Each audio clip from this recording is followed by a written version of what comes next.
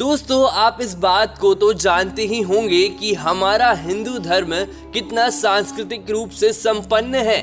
यहाँ उन सभी बातों का या वस्तुओं का वर्णन मिल जाता है जिनका निर्माण विदेशों में बाद में हुआ।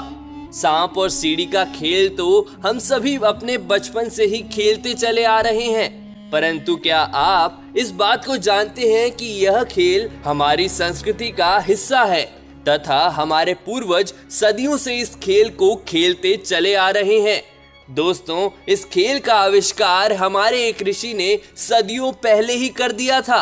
बाद में इसका आविष्कार विदेशों में हुआ और आज हम सांप सीढ़ी को जिस रूप में जानते हैं, वे जिस तरीके से खेलते हैं, वो पूर्णतः विदेशी है। परंतु प्राचीन भारत में जिस सांप सीढ़ी के खेल का आविष्कार हुआ था, उसका प्रयोग केवल खेल के लिए ही नहीं किया जाता था, बल्कि उसका एक बहुत बड़ा धार्मिक अर्थ होता था। सांप सीढ़ी के खेल में 1 से लेकर 100 तक का जो वर्ग होता है, उसमें हर वर्ग का एक अच्छा और एक बुरा अर्थ होता है। तो दोस्तों, आज हम आपको इस खेल के हर वर्ग का अर्थ समझाएंगे तथा ये भी बताएंगे कि प्राचीन काल में इस खेल को किस नाम से जाना जाता था और इसका आविष्कार किसने किया था। तो दोस्तों, वीडियो को अंत तक जरूर देखिएगा। आपको अपनी संस्कृति पर गर्व होगा। दोस्तों, 13वीं शताब्दी के संत ज्ञानेश्वर ने मोक्ष पातक नामक बच्चों का खेल का निर्माण किया। अंग्रेजों द्वारा बाद में इसका मूल नाम मोक्ष पातम से बदलकर स्नेक और लैडर रख दिया, जिसे आज हम सांप और सीढ़ी कहते हैं। दोस्तों, अब हम आपको मोक्ष पातम खेल के बारे में बताते हैं। दोस्तों, मोक्ष पातम का अर्थ है मोक्ष प्राप्त करना, अर्थात यह खेल मोक्ष की प्राप्ति का मार्ग बताती है।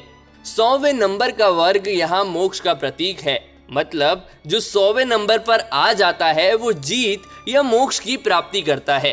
ठीक इसी प्रकार से यहाँ 12वां वर्ग विश्वास, 51वां वर्ग विश्वसनीयता, 57वां वर्ग उदारता, 76वां वर्ग ज्ञान और 78वां वर्ग तपस्या का प्रतीक है। 41वां वर्ग अवज्ञा के लिए, 44वां वर्ग अहंकार के लिए, 49वां वर्ग अश्लीलता के लिए, 52वां वर्ग चोरी के लिए, 58वां वर्ग झूठ बोलने के लिए, 62वां वर्ग नशे के लिए, 69वां वर्ग कर्ज के लिए, 84वां क्रोध के लिए, 92वां वर्ग लालच के लिए और ठीक इसी प्रकार से हत्या के लिए 73वां वर्ग और वासना के लिए 99वां वर्ग। ये वो वर्ग थे जहां सांप मुंह खोलकर इंतजार करता था और अंत में 100वां वर्ग निर्वाण या मोक्ष का प्रतिनिधित्व करता था। प्रत्येक सीढ़ी के शीर्ष में एक भगवान या विभिन्न स्वर्गों जैसे कैलाश, वैकुंठ, ब्रह्मलोक आदि का चित्रण होता था, यानी सीढ़ी ईश्वर की प्राप्ति का प्रतीक थी। दोस्तों, सांप सीढ़ी के खेल में जिन वर्गों में सांप काटते हैं, वो वर्ग इंसानों के लिए बुरे कर्मों का प्रतीक होते हैं। जब व्यक्ति उस वर्ग पर पहुंचता है तो सांप के काटे जाने की वजह से वो नीचे गिर जाता है और वापस नहीं पहुंच पाता है जहां वो पहले था। इसका अर्थ यह है कि जब व्यक्ति को उसके बुरे कर्मों का फल मिलता है, तब उसके द्वारा किए गए अच्छे काम भी नहीं गिने जाते और वो वापस से शून्य हो जाता है। लेकिन इसका अर्थ यह नहीं कि व्यक्ति अब समाप्त हो चुका है और अब वो खेल से बाहर हो जाएगा। यह खेल आपको अपनी गलती से सीखकर विजय पाने का दोबारा मौका देता है। दोस्तों, सांप सीढ़ी की खेल का यह पहलू हमें यह भी बताता है कि हमें हार नहीं माननी चाहिए और हमेशा आगे बढ़ते रहना चाहिए। इस खेल में भले ही क्यों ना सांप आपको बार बार काटे, पर जीत की चाह रखने वाला व्यक्ति विजय प्राप्त कर ही लेता है। दोस्तों, जिस प्रकार सांप का काटना बुरे कर्मों का प्रतीक है, ठीक उसी प्रकार सीढ़ी अच्छे कर्मों, सफलता और उन्नति का प्रतीक है। यह बात तो हम सब जानते ही हैं कि बार बार सीढ़ी प्राप्त करने वाला व्यक्ति खेल में आगे बढ़ता जाता है और वो सांप वाले वर्गों से बचता है। इसका अर्थ यह है कि उन्नति और सफलता के नशे में चूर व्यक्ति को बुरे कर्मों से बचना चाहिए। अगर आपको सफलता का घमंड हो जाता है तो अवश्य ही आप किसी न किसी वर्ग में सांप से काटे जाएंगे और वापस नीचे आ जाएंगे और बाद में आपको अपने बुरे कर्मों पर पछतावा होगा।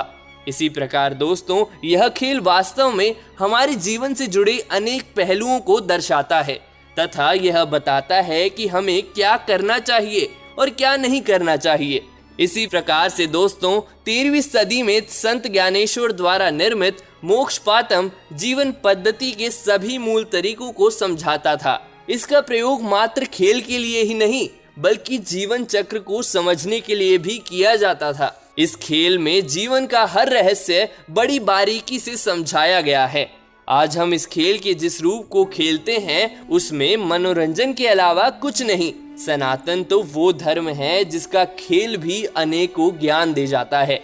तो दोस्तों क्या आप सांप सीढ़ी के खेल का यह धार्मिक रहस्य जानते थे? हमें कमेंट करके जरूर बताएं। और अगर आपको इसमें कोई नई जानकारी मिली हो तो वीडियो को कृपया लाइक करें, हमारे चैनल को सब्सक्राइब करें और वीडियो को दूर दूर तक अपने दोस्तों के बीच शेयर करें जिससे अन्य लोग भी हमारे धर्म की गरिमा को जान पाएं।